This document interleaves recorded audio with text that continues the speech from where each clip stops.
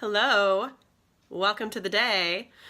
Today's topic on Dear Hairdresser with Natalie, that's me, the Dear Hairdresser, is how to gracefully recover from a bad decision. You know, like one of those mistake kind of things that we tend to do sometimes.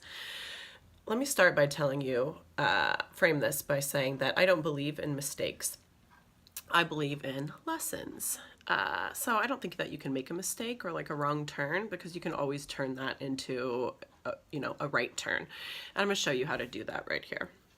So I jotted down a couple things I think are key importante for this to work out for you. Number one, you have to own it. You have to take responsibility where you have responsibility.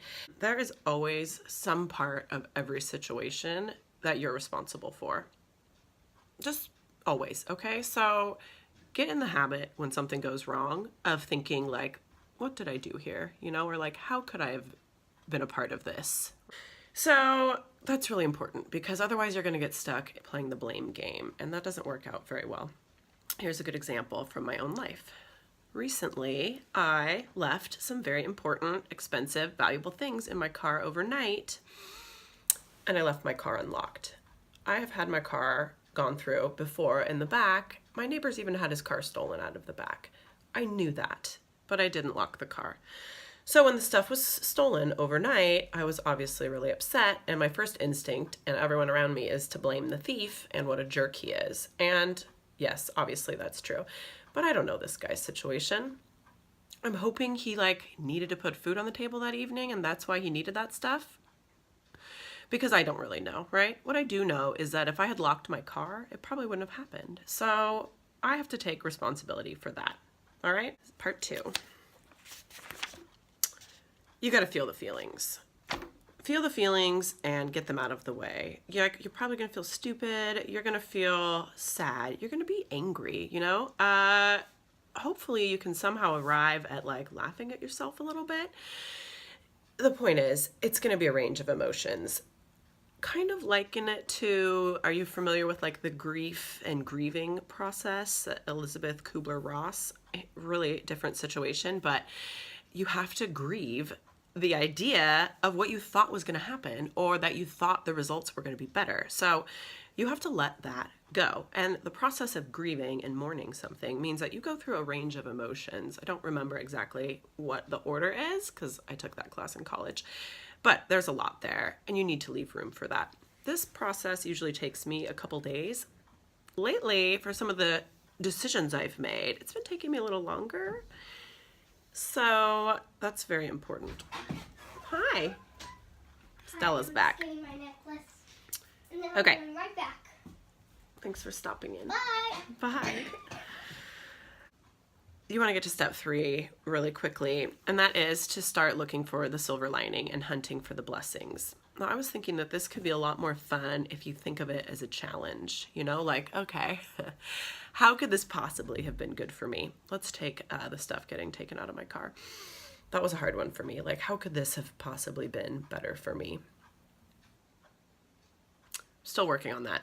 It did remind me that I do need to pay more attention and lock my car. It also, by contrast, made me excited that my car wasn't stolen. So maybe that would have been worse. I don't know. That's a hard one. Anyone has suggestions for me there, I'm taking them. So hunt for the blessings in the wake, specifically things that wouldn't have happened unless that bad thing had happened, or if you had made that kind of bad decision. For me, I had a failed relationship with the father of my children.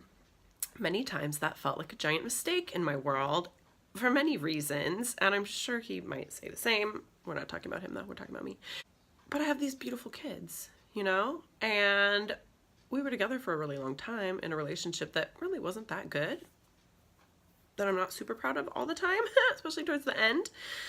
But you know what? I wouldn't have had these amazing kids. And I have to say a big thank you, a big shout out to my ex, actually, because he's one of my greatest teachers. And I wouldn't be who I am today without him. So, you know what? I appreciate that. And that is something that this technique let me get to. And now I'm actually starting to remember fun times we had together. And that's fun, because I want to live in those memories. So, you know what? Sometimes the benefit and the silver lining is simply that you got better perspective on something. And you have to just take that where you can. That's important.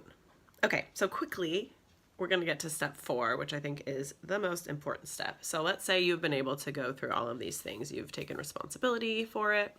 You have felt the feelings about it. And now you are searching for the blessings. Let's say you have found a couple. That's all you really need is like 1 or 2. It's okay, because you can't change it. You also have to accept that this is not going to change. Go to the mirror, look yourself in the face, tell yourself it's okay, and you did your best. You tried hard, and it's okay. You're going to make it work. Because being able to take responsibility and find the silver lining in things means that if something happens bad again, you'll be able to make it work for you, and that's important. So there's power in that. And make sure you give yourself a hug. And you're not perfect. And if you were perfect, you wouldn't be watching my channel. You might have your own channel, but no one would watch it because it would be annoying because no one likes perfection. Not that much. I'm working on that too. Okay, so I don't know. Hope you liked that. I'm still me, just kind of babbling along, but maybe more structured. Okay, I'm on a roll. I might try and film some more. Bye-bye.